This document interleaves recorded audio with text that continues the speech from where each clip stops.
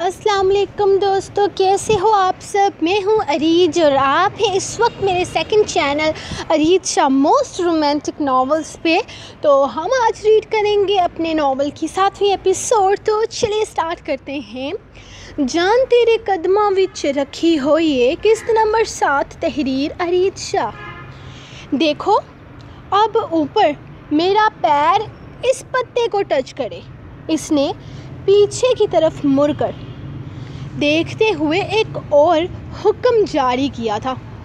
दिमाग ख़राब है, वहाँ ऊपर से तुम गिर जाओगी। अरूज ने इसे समझाना चाहा था।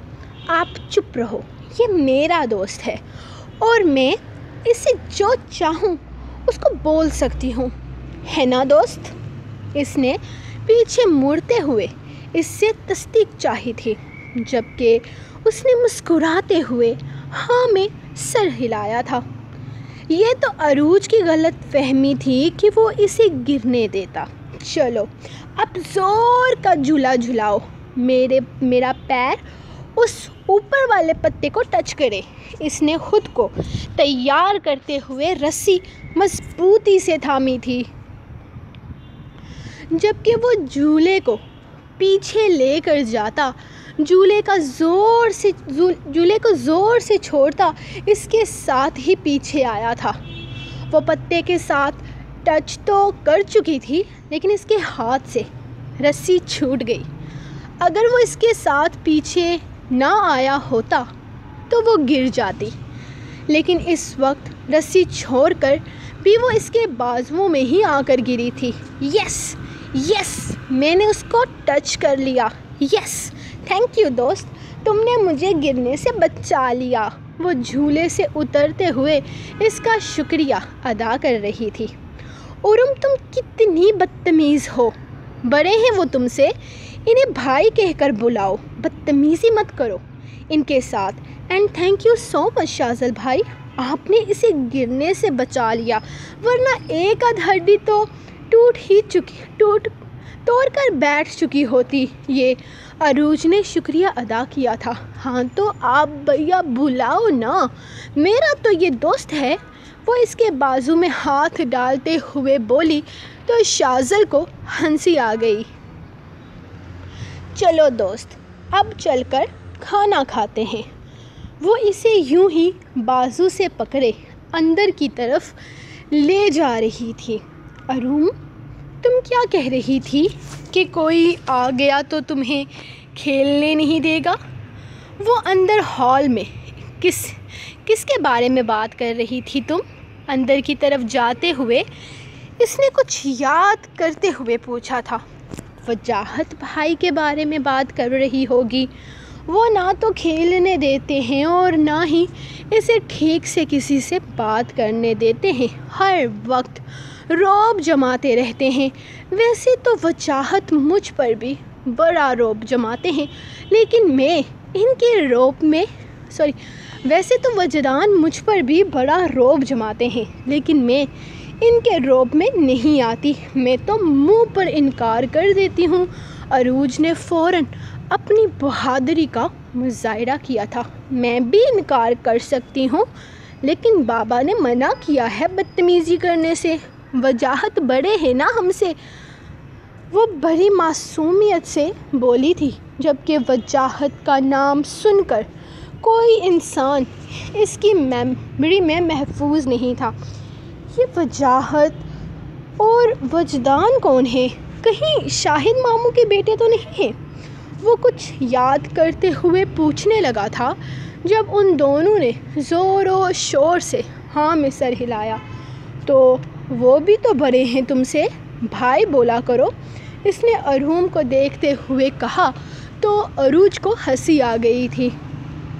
वो उनको भाई नहीं बोल सकती, क्योंकि वो तो इसके मंगेतर हैं ना। जिस तरह वजदान मेरे मंगेतर हैं, इसने फ़ौरन बताया था, जबकि पता नहीं क्यों इसके दिल में अजीब सी हलचल हुई तो इसने उरुम का हाथ छोड़ दिया था। लेकिन मैं बड़ी होकर इनसे शादी नहीं करूँगी, میں اپنے بابا کے ساتھ بھاگ جاؤں گی، یہ میرا تمہارا سیکرٹ ہے، تم کسی کو مت بتانا، وہ شازل سے کہتی باہر بھاگ گئی تھی۔ کیا مطلب؟ اس نے عروج سے کہا تھا۔ مطلب یہ کہ وہ پاگل ہے اور اس کی کسی بات پر سیریس ہونے کی ضرورت نہیں ہے۔ اس کی باتوں کی سمجھ مجھے بھی نہیں آتی، اس کو صرف بابا ہی سمجھ سکتے ہیں۔ وہ کندھے اچکا کر اندر چلی گئی، جبکہ وہ بھی ان کے پیچھے ہی اندر آیا تھا۔ تمہارا دن اچھا گزرا ہے آج کا؟ ان لوگوں کے چلے جانے کے بعد وہ ٹی وی آن کیے بیٹھا تھا جب بابا اس کے پاس آ بیٹھے۔ اچھا نہیں، بہت اچھا۔ ارم دوبارہ کب آئے گی؟ اس نے ایکسائٹڈ ہو کر پوچھا تو بابا مسکرا دیے۔ تمہیں بھی وہ کیوٹ لگی نا؟ زاہد کی دونوں بیٹیاں ماشاءاللہ بہت پیاری ہیں، مجھے لگ رہا ہے تمہاری ان کے ساتھ اچھی دوستی ہو گئی ہے۔ کم آن بابا، میرے سوال کا یہ جواب نہیں تھا، وہ ان کی بات کاٹ کر بولا۔ ہاں کیا تھا تمہارا سوال کہ وہ دوبارہ کب آئیں گی؟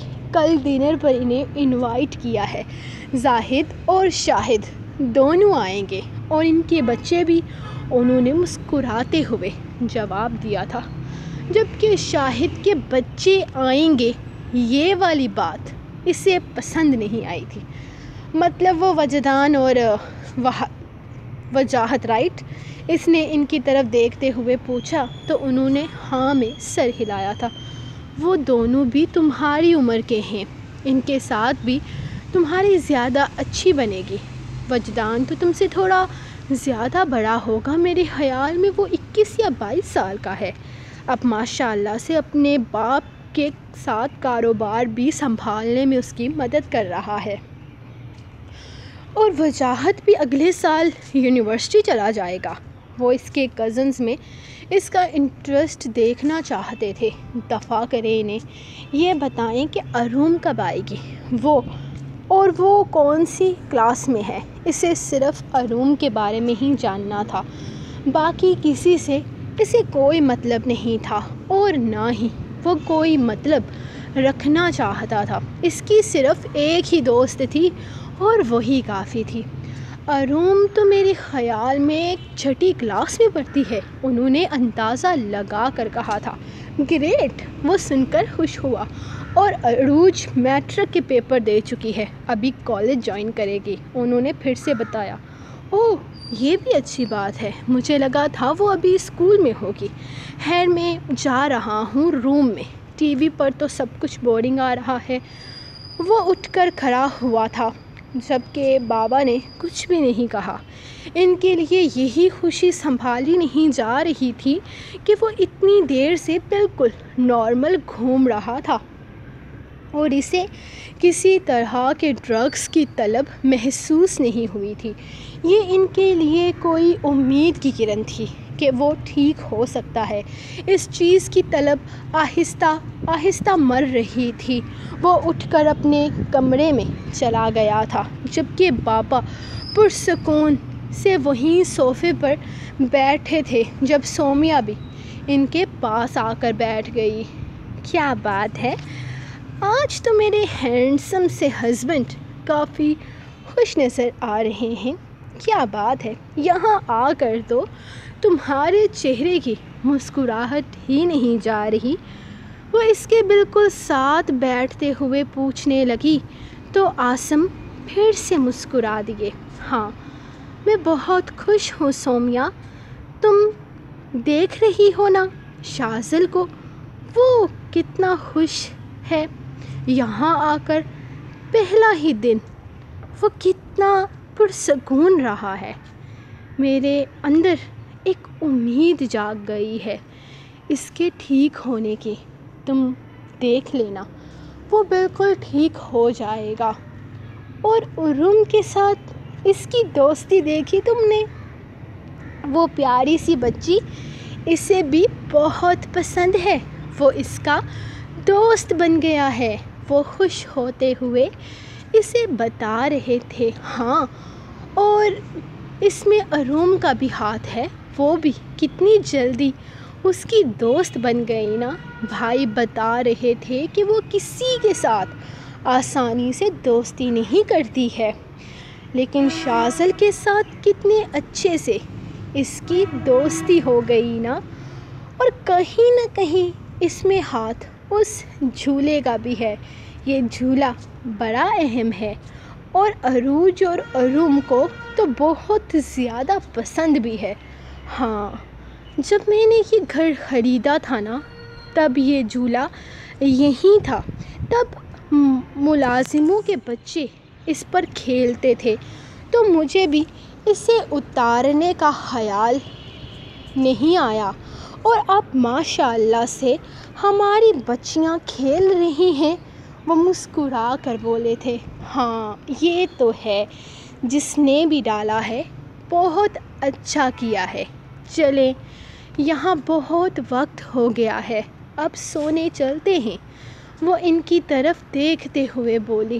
ہاں، بہت وقت ہو چکا ہے، اب ہمیں سو جانا چاہیے۔ وہ بھی اٹھ کر کھڑے ہو گئے تو سومیا ان کے ساتھ ہی بیڈ روم کی طرف قدم بڑھا چکی تھی۔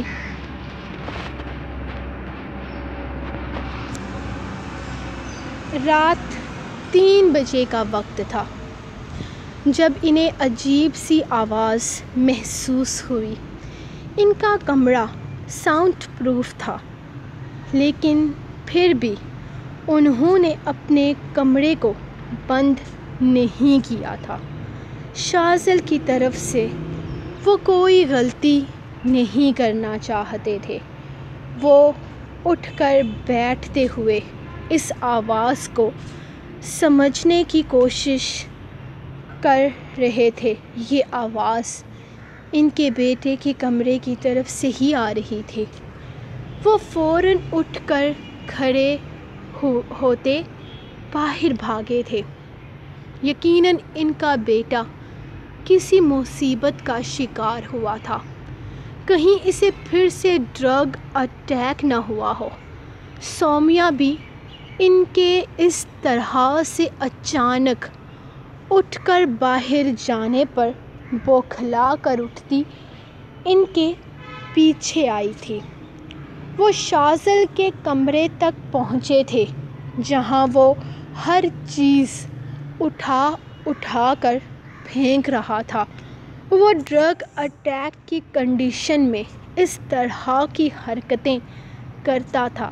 یہ کوئی نئی بات نہیں تھی اس کے لیے، لیکن مسئلہ یہ تھا کہ جب اسے گھر میں اسے اس طرح کا اٹیک ہوتا تھا تو وہ فوراً اسے انجیکشن لگا دیتے تھے، اور یہاں پر ان کے پاس کوئی انجیکشن موجود نہیں تھا۔ اس کی وجہ سے اس کی کنڈیشن اور خراب ہو رہی تھی، اور وہ اس سچویشن کو ہینڈل نہیں کر پا رہے تھے۔ شاذل، ریلیکس ہو جاؤ میری جان، ریلیکس ہو جاؤ میرے بچے، کچھ نہیں ہوا ہے، تمہیں اس چیز کی ضرورت نہیں ہے۔ وہ اسے پکڑ کر بٹھاتے ہوئے سمجھانے کی کوشش کر رہے تھے۔ ضرورت ہے بابا، میں مر جاؤں گا۔ وہ انہیں سمجھاتے ہوئے واپس اٹھ کر کھڑا ہو گیا تھا۔ وہ کبھی ایک دراز کھول رہا تھا تو کہیں کسی دوسری دراز میں۔ اس وقت وہ یہ بھی بھول چکا تھا کہ وہ ٹوکیو میں نہیں ہے، بلکہ وہ اس وقت اپنے گھر میں پاکستان میں موجود ہے۔ شاذل، پلیز بیٹا، تم یہاں بیٹھو تو صحیح، میں کہہ رہا ہوں نا، تم ٹھیک ہو جاؤ گے۔ بابا، میں مر جاؤں گا، پلیز مجھے وہ چاہیے۔ بابا، میں مر جاؤں گا، آپ کیوں نہیں سمجھ رہے؟ وہ غصے سے انہیں پیچھے دھکیلتا دروازے کے پاس آیا تھا۔ اس کے جسم میں عجیب سی بے چینی ہو رہی تھی۔ وہ اپنے پورے جسم کو لے کر عجیب طرح کی حرکتیں کر رہا تھا۔ وہ کبھی اپنے ہاتھوں کو مسلتا، تو کبھی پیروں کو، تو کبھی اپنے سر کو۔ پھر آہستہ آہستہ اس کے پورے جسم پر عجیب سی خارش شروع ہو گئی۔ وہ اپنی گردن کے پیچھے زور زور سے تھپڑ مار رہا تھا۔ پھر اس نے اپنا سر پکڑ کر چلانا شروع کر دیا۔ اس کی حالت اور زیادہ خراب ہو رہی تھی۔ میرے پاس بے ہوشگی کا انجیکشن ہے، پیچھے سے سومیا کی آواز سنائی دی تھی۔ عاصم، اس سے وہ پرسکون ہو جائے گا، اور میں کچھ نہیں جانتی۔ وہ بس انہیں اتنا ہی بتا پائی تھی، اور وہ صرف ہاں میں سر ہلا گئے تھے، جبکہ سومیا نیچے کی طرف بھاگ گئی۔ اگلے 2 منٹ میں وہ انجیکشن تیار کر کے لائی تھی، اور پھر بنا سوچے سمجھے اور بنا وقت ضائع کیے اس نے فوراً وہ انجیکشن اس کے بازو میں لگا دیا تھا۔ اپنی تمام تر بے چینیوں سمیت وہ آہستہ آہستہ نیند میں اترتا چلا گیا۔ سومیا، میرے خیال میں ہمیں اسے ہسپتال لے جانا چاہیے، وہ اس کی طرف دیکھتے ہوئے بولے۔ تم ٹھیک کہہ رہے ہو، تم اسے لے کے آؤ، میں گاڑی نکالتی ہوں۔ وہ اسے جواب دیتی نیچے بھاگ گئی تھی، جبکہ وہ اپنے بیٹے کو سہارا دیتے ہوئے نیچے کی طرف لے جانے لگے تھے۔ وہ اپنے جوان بیٹے کو سہارا دیتے بڑی مشکل سے گاڑی تک لے کے آئے تھے، اور پھر اس کے ساتھ پیچھے بیٹھ گئے، جبکہ سومیا گاڑی ڈرائیو کرتے ہوئے انہیں ہسپتال تک پہنچا چکی تھی۔ یہ کیا ان کی حالت اتنی زیادہ خراب ہے؟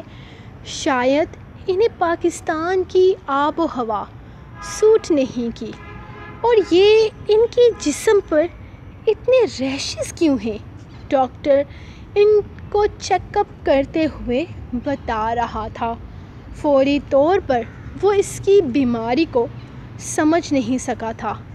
نہیں ڈاکٹر، ایسی بات نہیں ہے، وہ دراصل میرے بیٹے کو DME ہے، اور جب اسے اٹیک ہوتے ہیں تب اس کی کنڈیشن ایسی ہو جاتی ہے، اس کے پورے جسم پر ایسے سرخ دھبے سے بن جاتے ہیں۔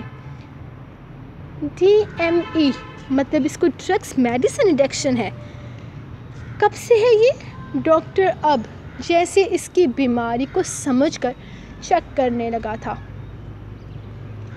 وہ 6 سال کا تھا تب سے وہ کڈنیپ ہو گیا تھا، اور جن لوگوں نے اسے کڈنیپ کیا تھا ان لوگوں نے اسے ڈرگز لگا دیا تھا، اور اس کی کچی رگوں میں ڈرگز کی مقدار اتنی زیادہ بڑھ دی تھی کہ خون سے زیادہ اس کے جسم میں ڈرگز تھے۔ وہ 3 سال تک کوما میں رہا، اور کوما کے دوران اسے صرف ڈرگس میڈیسنز کے انجیکشن لگائے گئے تھے تاکہ وہ زندہ بچ سکے۔ اس کے بعد جب اسے ہوش آیا تب وہاں کے ڈاکٹر نے یہی کہا کہ اسے وہی والی دوائیوں کا استعمال کرنا ہے جس میں ڈرگس شامل ہو، لیکن اسے لت لگ گئی سب سے۔ اگر اسے ڈرگس نہیں ملی تو اس کی کنڈیشن ایسی ہو جاتی ہے۔ وہ اسے سمجھا رہے تھے، میں آپ کی بات کو سمجھ گیا ہوں، لیکن اس بیماری میں انسان ڈرگ اپنی مرضی کے مطابق ہی چھوڑ سکتا ہے، یعنی کہ آپ کو اس کے اعصاب کو اتنا مضبوط کرنا پڑے گا کہ وہ خود ڈرگ سے دور ہو جائے، ورنہ اس بچے کی زندگی برباد ہو جائے گی۔ میری مانے تو اسے کسی اچھے نشہ چھڑوانے والے انسٹیٹیوٹ میں داخل کروا دیں۔ یہ عمر ہے، ہو سکتا ہے اس عمر میں وہ ڈرگ چھوڑ دے۔ اگر یہ بڑا ہو گیا تو یہ ناممکن ہو جائے گا۔ اس عمر میں وہ ڈرگس چھوڑ سکتا ہے، اگر یہ بڑا ہو گیا تو یہ ناممکن ہو جائے گا۔ وہ ان کے کندھوں پہ ہاتھ رکھتے ہوئے سمجھاتا آگے بڑھ گیا تھا، جبکہ وہ بے بسی سے اپنے جوان بیٹے کو برباد ہوتے دیکھ رہے تھے۔ سو گائز، یہ تھی آپ لوگوں کی آج کی ایپیسوڈ۔ یار صبح کے ٹائم پہ بہت زیادہ ٹھنڈ ہوتی ہے، تو اس ٹائم پہ نا میرے سے ریکارڈنگ نہیں ہوتی۔ ویسے میں کوشش کروں گی کہ میں آج رات کو ہی ریکارڈنگ کر کے صبح کے لیے رکھ لوں، اور اگر نہیں ہوئی نا تو پھر آپ کو کل 12 بجے کے بعد ایپیسوڈ ملے گی، کیونکہ صبح بہت سردی ہوتی ہے، میرے منہ نے ایسے دان کر کہ وہ کانپتے ہیں نا، جب ٹک ٹک ٹک ٹک ہوتی ہے وہ والے ہو رہے ہوتے ہیں، وہ ٹھنڈ ہوتی ہے، تو صبح کے ٹائم پہ ریکارڈنگ نہیں ہوتی۔ سمجھ تو گئے ہوں گے آپ لوگ، تو ہم ملیں گے آپ کو نیکسٹ ایپیسوڈ میں۔ تب تک کے لیے لائک کر دیں، کامنٹ کر دیں، شیئر کر دیں اور چینل کو سبسکرائب کر دیں۔ اللہ حافظ۔